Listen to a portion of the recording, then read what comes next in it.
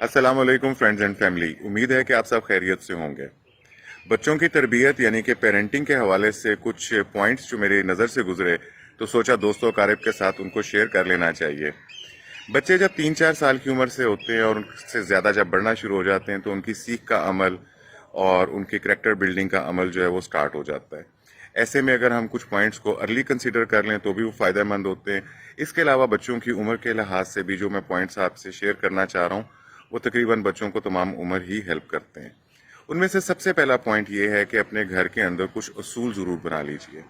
वैसे तो ये कि ओवरऑल घर के कुछ असूल होने चाहिए, लेकिन बच्चों से मुतल्लिक असूलों के बारे में ऐसा है कि बड़ों को चाहिए यानी कि वालिदैन को चाहिए कि वो कुछ रूल्स जो हैं घर के उनको डिफाइन करें और उनको बच्चों के सामने एक्सप्लेन करें और बच्चों को पाबंद बनाएं कि ये छोटे छोटे से रूल्स हैं घर के जिन्हें फॉलो किया जाएगा। मिसाल के तौर पे किसी घर के अंदर ये रूल बनाया जा सकता है कि ऊंची आवाज़ में बातचीत नहीं की जाएगी, कोई किसी से शाउट करके नहीं बोलेगा। अगर किसी से ज़रूरत है तो आप चल कर चले जाएंगे, लेकिन आप हत्तुल इम्कान ऊंची आवाज़ में बात नहीं करेंगे। इसी तरह ही मजीद जो है कि टीवी का इस्तेमाल कितना होगा, मीडिया का इस्तेमाल कितना होगा, वाईफाई कैसे और कब कब यूज़ किया जाएगा, तो इस किस्म के छोटे छोटे से रूल्स जो हैं वो घर में बनाए जा सकते हैं। जब छोटे रूल्स घर में बनाए जाते हैं तो बड़े रूल्स को बनाना, बड़े कायदो ज़वाबित को घर में लाजिम व मलज़ूम करना वो मुश्किल नहीं रहता। तो पहला तो जो टिप मैं आपको देना चाह रहा था कि बच्चों के साथ कुछ रूल्स जो हैं घर में ज़रूर सेट किए जाएं। दूसरा पॉइंट ये है कि जब आप रूल्स को सेट कर लें तो फिर उन रूल्स की वायलेशन नहीं होनी चाहिए। बड़ों को और छोटों को मिलकर इस बात का ख्याल करना चाहिए कि ये हमारे घर का, हमारे एनवायरनमेंट का, हमारी फैमिली का ये एक रूल है और उसको वायलेट नहीं होना चाहिए। पहली दफ़ा भी जब वो कोई छोटा सा रूल वायलेट होता है, यानी कि अगर एक ऐसा कानून बनाया गया है, रूल बनाया गया है घर में कि बच्चे जो हैं वो वालिदैन के सामने ऊंची आवाज़ में बात नहीं करेंगे, उनकी बात को इग्नोर नहीं करेंगे, दरवाजे को पटकेंगे नहीं, स्लैम नहीं करेंगे, इस किस्म की अगर कोई रूल्स जो हैं घर में डिफाइन किए गए हैं, तो जब वो पहली दफ़ा भी वो रूल वायलेट होता है कि अगर छोटा सा कोई बच्चा है और उसने चीज़ को उठा के नीचे पटक दिया अपना गुस्सा जाहिर करने के लिए, तो पहली दफ़ा भी इस चीज़ को छोटा मत समझा जाए, ये मत समझा जाए कि बच्चे तो ऐसा करते ही हैं, बड़े होंगे तो खुद ही समझेंगे।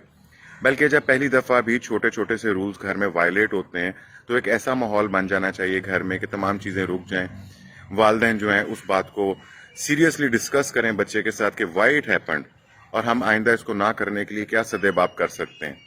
पॉइंट इज़ नॉट दैट कि उस रूल के वायलेट होने से कितना नुकसान होता है या नहीं होता। पॉइंट इज़ दिस कि रूल बने होने चाहिए और रूल्स को इंटैक्ट रखना और उनको ओबे करना, उनको वायलेट ना करना, इस बात की अहमियत को उजागर किया जाए घर में। ये दो काम करने से बच्चे बहुत बड़े बड़े नुकसानात से बच जाते हैं, गलत आदतें अपनाने से बच जाते हैं, बड़ी मिस्टेक्स करने से बच जाते हैं, बड़े रूल्स वायलेट होने से बच जाते हैं।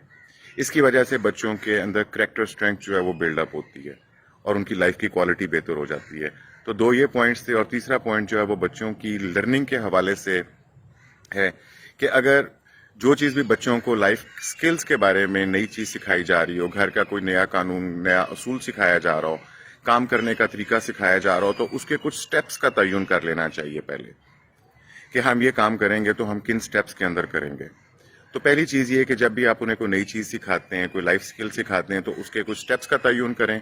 और ये चीज़ हम करने से हम क्या क्वालिटी अचीव करेंगे उसका पहले जिक्र करें और फिर क्वालिटी को असेस करना ज़रूरी है।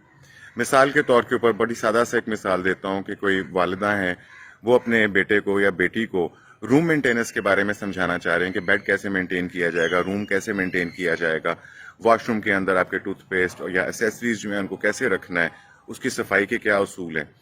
किचन के अंदर काम करने के क्या असूल हैं, खाना पकाने के क्या असूल हैं। तो उसके स्टेप्स बना लिए जाएं कि हम पहले स्टेप के ऊपर ये काम करेंगे, दूसरे स्टेप पे ये करेंगे। रूम मेंटेनेंस की बात करता हूँ तो अगर सिर्फ एक दफ़ा ये डिस्कस कर लिया जाए कि रूम मेंटेन करने से पहले तमाम चीज़ें जो हैं वो अपनी अपनी जगह के ऊपर चली जाएंगी, अलमारियों में चली जाएंगी, शेल्फ्स में जाएंगी, फिर हम नीचे की सफाई करेंगे, हम उसके बाद जो है बाकी रूम मेंटेन करेंगे और फिर डस्टिंग करेंगे और इसके बाद हम इसकी क्वालिटी को असेस करेंगे कि हर चीज़ अपनी जगह पे चली गई है। क्या जो हम डस्टिंग करना चाह रहे थे तो आप कोना कोना देखेंगे कि क्या आपकी डस्टिंग का मेयार बेहतर है या इसको इम्प्रूव करने की ज़रूरत है।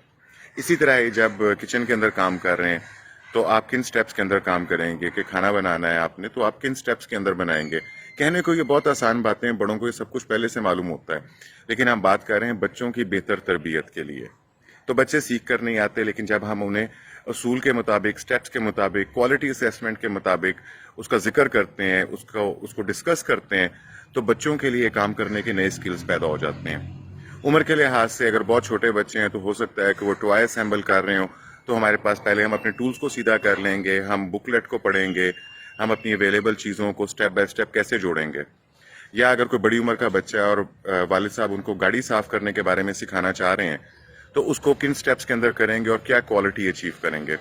تو مجھے امید ہے کہ یہ 2-3 پوائنٹس جو میں نے آپ کے ساتھ شیئر کیے ہیں، اگر آپ اپنے بچوں کے ساتھ ان کو رائٹ ٹائم کے اوپر امپلیمنٹ کر لیتے ہیں تو آپ ان کی لرننگ میں، ان کے کریکٹر بلڈنگ کے اندر، ان کی لائف کوالٹی کے اندر بہت ہیلپ فل ثابت ہو سکتے ہیں۔ I wish you a happy parenting. Allah حافظ۔